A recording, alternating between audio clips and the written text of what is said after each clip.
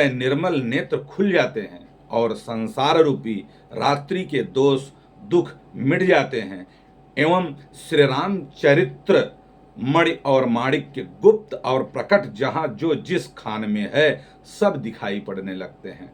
गोस्वामी जी आगे कहते हैं, जथा सुवंजन दोहा, जथा सुवंजन अंज दृग साधक सिद्ध सुजान कौतुक देखत शैल बन भूतल भूरि निधान।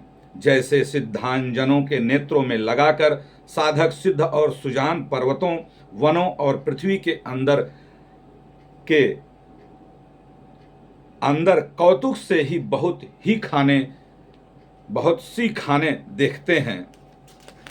श्री राम जय राम जय जय राम, श्री राम जय राम जय जय राम। गुरुपद रज मृदु मंजुल अंजन नयन अमीय दृग दोष विभंजन तहि कर विमल विवेक विलोचन बरनौ राम चरित भव मोचन। श्री गुरु महाराज जी के चरणों के रज कोमल और सुंदर नयनामृत अंजन को, जो नेत्रों के दोषों का नाश करने वाला है, उस अंजन से विवेक रूपी नेत्रों को निर्मल करके मैं संसार रूपी बंधन से छुड़ाने वाले श्री रामचरितमानस का वर्णन करता हूँ।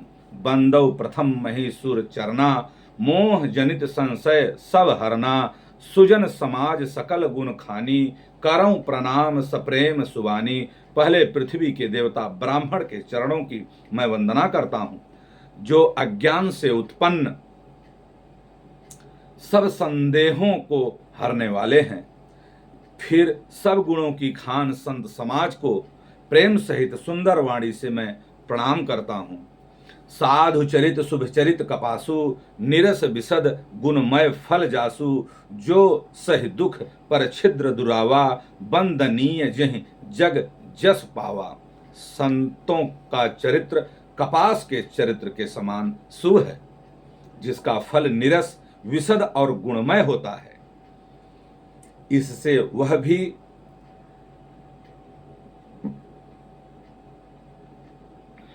इसी प्रकार संत का चरित्र भी सद्गुणों का भंडार है, इसलिए वह गुणमय है।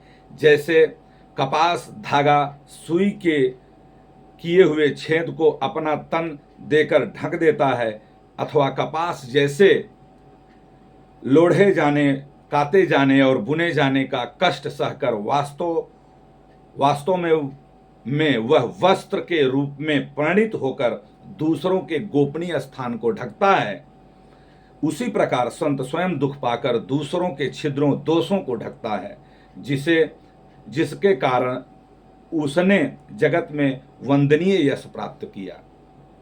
मुद मंगलमय संत समाजू जो जग जंगम तीर्थ राजू राम भक्ति जह सुरसर धारा सरसई ब्रह्म विचार प्रचारा। संतों का समाज आनंद और कल्याणमय है, जो जगत में चलता फिरता तीर्थराज प्रयाग है। वहां उस संत समाज रूपी प्रयागराज में राम भक्ति रूपी गंगा की धारा है और ब्रह्म विचार का प्रचार सरस्वती जी हैं। विधि निषेधमय कलिमल हरणी करम कथा रवि नंदनी बरनी हरिहर कथा विराजत बेनी सुनत सकल मुद मंगल देनी। विधि और निषेध, यह करो यह न करो रूपी कर्मों की कथा कलयुग के पापों को हरने वाली सूर्य तनया यमुना जी हैं, और भगवान विष्णु और शंकर जी की कथाएं त्रिवेणी रूप में सुशोभित हैं, जो सुनते ही सब आनंद और कल्याण को देने वाली हैं। बट विश्वास अचल निज धर्मा तीर्थ राज प्रयाग सुकर्मा सबहि सुलभ सब दिन सब देशा सेवत सादर समन कलेसा। उस संत समाज रूपी प्रयाग में अपने धर्म में जो अटल विश्वास है वह अक्षयवट है, और शुभ कर्म ही उस तीर्थराज समाज का परिकर है। वह संत समाज रूपी प्रयागराज सब देशों में सब समय सभी को सहज में ही प्राप्त हो जाता है, और आदर पूर्वक सेवन करने से क्लेशों को नष्ट करने वाला हो जाता है, ऐसा गोस्वामी जी कहते हैं श्री रामचरितमानस पाठ में। अकथ अलौकिक तीर्थ राउ दे सद्य फल प्रगट प्रभाव। वह तीर्थराज अलौकिक और अकथनीय है एवं तत्काल फल देने वाला है। इसका प्रभाव प्रत्यक्ष है। सुनि समझहि जन मुदित मन मज्जहि अति अनुराग। लहहि चारि फल अछत तनु साधु समाज प्रयाग। जो मनुष्य इस संत समाज रूपी तीर्थराज का प्रभाव प्रसन्न मन से सुनते हैं और समझते हैं और फिर अत्यंत प्रेम पूर्वक उनके गोते लगाते हैं, वे इस शरीर के रहते ही धर्म अर्थ काम मोक्ष चारों फल को प्राप्त करते हैं। मज्जन फल पेखिय तर्क तत्काला और काक होहि पिक बकौ मराला।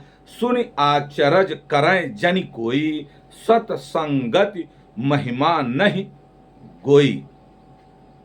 इस तीर्थराज में स्नान का फल तत्काल ऐसा देखने में आता है कि कौवा कोयल बन जाते हैं और बगुल हंस। यह सुनकर कोई आश्चर्य न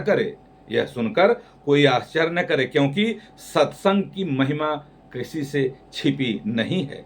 वाल्मीकि नारद घट जोनी निज निज मुखन कही निज होनी। जलचर थलचर नभचर नाना जे जड़ चेतन जीव जहाना। वाल्मीकि जी, नारद जी और अगस्त्य जी ने अपने अपने मुखों से अपनी होनी जीवन का वृत्तांत कही है। जल में रहने वाले, जमीन पर चलने वाले और आकाश में विचरण करने वाले नाना प्रकार के जड़ चेतन जितने जीव इस जगत में हैं, मत कीरत गति भूति भलाई जब जहि जतन जहां जहि पाई। और सो जनाब सत्संग प्रभाऊ लोकहु वेद न आन उपाऊ। उनमें से जिसने जिस समय जहां कहीं भी जिस किसी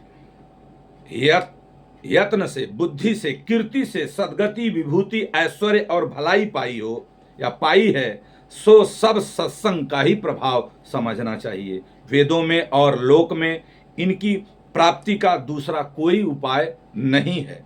बिनु सत्संग विवेक न होई और राम कृपा बिन सुलभ न सोई। सत्संगति मुद मंगल मूला और सोई फल सिद्धि सब साधक फूला। सत्संग के बिना विवेक नहीं होता और श्री राम जी के कृपा के बिना सत्संग सहज में नहीं मिलता। सत्संगति आनंद और कल्याण की जड़ है। सत्संग की सिद्धि प्राप्ति ही फल है और सब साधन तो फूल हैं। श्री राम जय जय राम। श्री राम जय जय राम। सठ सुधरहि सतसंगति पाई पारस परस कुधात सुहाई। विधि बस सुजन कुसंगति परहि फनि मन सम निज गुण अनुसरहि।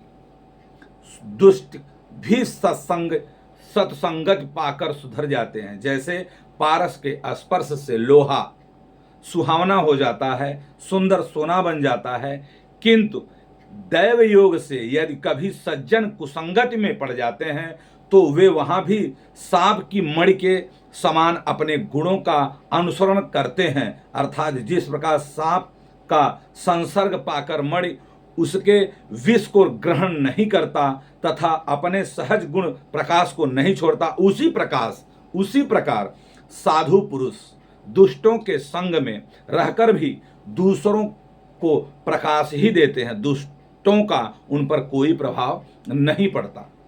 विधि हरि हर कवि कोविद बानी कहत साधु महिमा सकुचानी। सो मोसन कहि जात न कैसे साक बनिक मन गुण गण जैसे।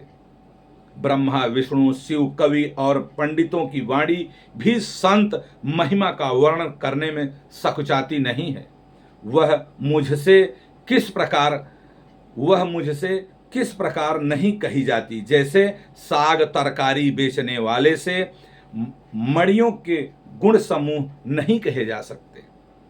बंदौ संत समान चित, हित अनहित नहीं कोई,